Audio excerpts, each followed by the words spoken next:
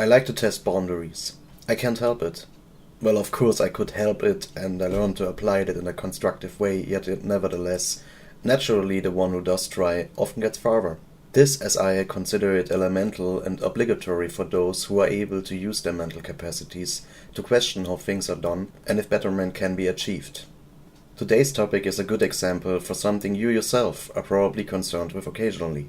You have an idea, but because of the million reasons your doubts and insecurities are gaslighting you with, usually it stays a little afterthought, which may occasionally arise, usually when you repeat to run into the same problem, or you grind your teeth as someone has by now done it.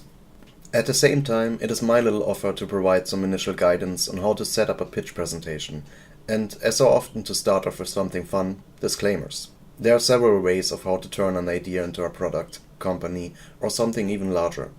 I chose the following approaches and this video, which is a little unusual, call back to the introduction, due to several reasons, which are: first, the idea is a concept, complex development proposal, which cannot be undertaken by any small to middle-sized company, even if it already were offering some of the necessary products in an effective way, which wouldn't massively strain their resources trying to raise capital, as it basically would explode the research and development spending.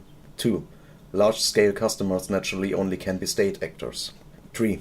There are no legally protectable contents, as if I had already developed, for example, some very detailed models for the different drone variants, as I only provide an idea of development of a system, yet nothing which could be claimed as IP, except maybe to name some aspects or the whole concept and then trademark that, which still only is less than a paper shield.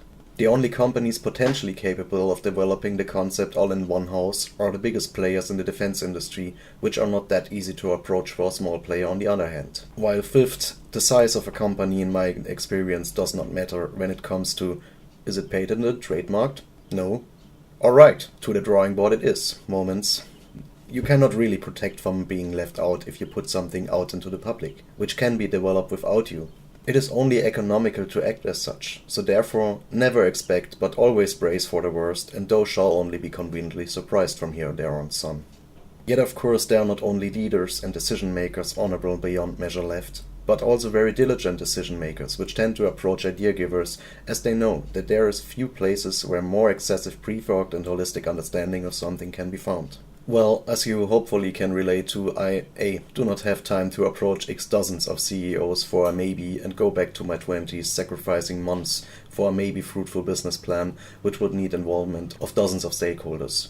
B. I don't want to get back into politics except for some commentary on policies and on consultation basis on occasion. C. I would be dirt poor if I let my lawyers check any idea I have if possibly X could be protected and register a trademark. You get the point. Which leads again to who does have the time, which is why additionally to two approaches of actually pitching the idea, which we'll be discussing in the latter section of the video, I decided to produce an episode on this one, as the whole channel also has the function to document correct predictions and forecasting. For example, see our Why the Ukrainian Counteroffensive Will Fail video. And so you, esteemed viewer, might have something interesting to look at and hopefully once again enjoyable and useful to learn, while we at least can try to save ourselves the heard it first at credit. Therefore, let's dive right in. The idea, which actually came to me way back in 2022, more to that in the end part, tries in a wider sense to solve the problem of drone maintenance while directly coming with a suggestion for implementation in a modern force structure.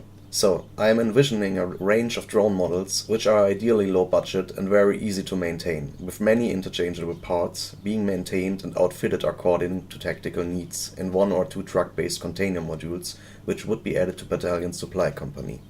This, as the Russo-Ukrainian war shows us, that drones are not only here to stay, but are not necessarily a single, but not many more used still, tool, when we look at the constant loss rates of both sides. Due to this, one naturally does need constant resupply. But what when, for example, your last suicider drone was just used? You really could use another, but hey, you are still left with 3 recon models. This serves as the basis for the drone models range development proposal, to which and other proposed maxims we will come back to shortly.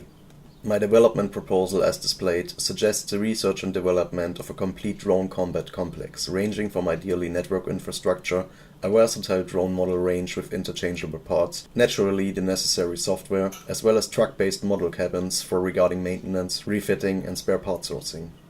Here displayed you see an existing variant of a medic compartment, which in my opinion makes the best visual reference and possibly base, as it already has a crane and optimized storage for a wide range of gear, plus theoretically convertible spaces for surfaces to work on. Combining this with drones, which wings can be detached, even larger models could be centrally worked on while staying able to move on short notice, and a covered space to work in, which is why it is especially meant to store and work on sensitive components. These cabins already exist in various variants, and as most of the proposal, it already exists and could be newly developed, or a joint venture to offer the complex could be formed, but to this also more in the closing remarks. Next up, we directly come to the possibly most research and development, trial and error intensive part of the proposal, as to my knowledge so far the intent of my proposal has not been developed in a consistent intent or scale. I am proposing to develop a wider range of drone models with as much interchangeable parts as possible, so it might not have the best aerodynamics, but someone whose life is on the line will surely give it a shot to trying to assemble something out of several damaged drones. As we see displayed here in a Russian drone unboxing video, brought to us by the armed forces of Ukraine, they literally just velcroed a Canon camera into this reconnaissance drone, which easily can be removed. So what if we, right now, needed another attack drone, but only had 2 recon drones fully operational? Momentarily one would just have to accept the fact that it would not really do the trick to ram highly expensive sensors into a T-72 turret. But if one were able to remove the costly sensors and replace them with a lots of PETN, an impact detonator and a cheap camera for guidance on the drone chassis last ride, and especially apart from Hornet drones, as long as no technically versed member of the audience might point out the latter might be too costly, no matter the scale, I would like to propose to have standardized battery packs, which could be switched in line in the bigger models, while a downed larger drone would then leave the possibility to power several smaller ones, when the packs could be recovered but the chassis was beyond repair. It in general would further ease logistics, as one item fits all is in every aspect better for anything of scale. For example, no wider range of different charging devices, or at least these multifunctional, would be needed, and in general any possibility for human error under stress and deprivation would be further reduced.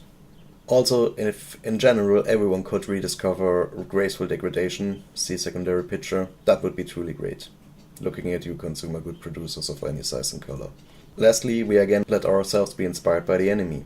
Observation. Energy storage is complex in production, uses resources which are not available to too many countries, while in general the People's Republic of China is currently setting the strategic approaches to remain not dominant but towering in necessary economies of scale for the decades to come. At the same time, as the supply shipping chokes of the decade already showed multiple times, there are many choke points in international trade, which can become a scene of conflict, while also national policies can massively hinder results for people a world apart. A secure constant supply should not at all times considered as given, while strategic technological reliance in general should be considered a no-no as an earnest player. Conclusion. One might think about the environmental friendliness comparison of fossil fuels or batteries alike as one likes, as both are not well, but in military practice it shows that fuel can more easily be transported and provided than energy, and bets are still being taken if someone ever will seriously make the bold claim of having developed a feasible tank battery. Until then, we once more are stuck with the bleak boringness of reality, where in my opinion, due to the explained circumstances, looking into being able to power drones one relies on by only some 100 milliliters of diesel or even booze, that might be highly recommendable. Lastly, we come to force structure integration.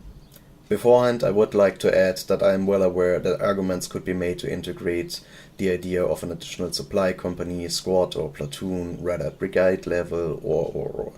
My idea would be add 1 or 2 additional trucks with the mentioned cabins, including staff of drivers, ideally vehicle mechanics, some technicians for the drones, as well as security elements, which could also be sent out to recover known downed drones, as this is so far usually a task assigned to field units as occasional chance arises and their mission assignments allow for it. This would not only ensure more speedy recovery of possible repairable or at least use for parts drones, as well as that these get quickly to regarding professionals instead of being thrown onto other more regular supply runs in the worst case, causing delay or having to free forces for the task. Lastly, some final points why one able to should take action and follow this proposal. First, obviously first developer of something sophisticated, practicable and needed can enjoy first mover benefits. Second, the utility is hopefully obvious to anyone following the tactical realities on the ground, and one could even speculate that if one army was equipped with these true and the other wasn't, I would boldly claim that there's a chance that the equipped conflict party could turn the operational balance in their favor, if all else conditions were equal, or at least help a struggling force to be able to stay in the game for longer. As colleague Red Effect shows in his regarding video, there's actually quite a little problem with the impact angle of, for example, the Javelin. Of course, drones can hit similarly effectless, as we saw in our Why the Ukrainian Counter-Offensive Will Fail video, when the Russians claimed to have destroyed a Leopard 2, yet only hit a spare parts computation compartment, similarly as displayed on screen. As this episode got quite long, I decided to postpone the regarding pitch possibilities in order and structure into an own episode which we'll further be working on when you, dear viewers, express your regarding interest by letting us know in the comment section. Due to the challenges, limitations and experiences mentioned in the introduction, I decided to go to a following three-pronged approach. Recently am still working in the periphery of an interesting development project where some elements of several think tanks, or many members are definitely member in at least several, found together, and the freelance team is currently putting it all to proof of concept phase, to then go into fundraising with joint forces. Around there, when I connected the leading heads to a contact of mine, who happens to lead a regardingly concerned think tank, I mentioned the idea shortly, and I was encouraged to share the development proposal around, as it remained shelved in my digital drawer since I quickly set it up some years ago. So by now it is basically going through so and so many groups or hands, and hopefully potentially someone picks it up, but until the momentary projects are finished, we do not have capacities to set this up parallel with the same team. So we hope for either volunteers or company heads stepping up and joining together to us. There was supposed to be a presentation to a strategic procurement national agency by a second-line contact, yet sadly due to the internally closed communications on last-minute announcement, to my knowledge and as mentioned into the direction of approaching the biggest players, it will probably end up in another digital drawer or at best served as uncredited inspiration for minor or more major developments or modifications. The second approach is having my contacts and occasionally self on lookout for potentially appearing development bits, but especially specialized funding approaches by states or other entities. Quite similarly what you might be familiar with like from Shark Tank or Dragon's Den, when it is about the final pitch presentation. While mine displayed here should at a maximum serve as an appetizer, foot in the door basic concept elaboration.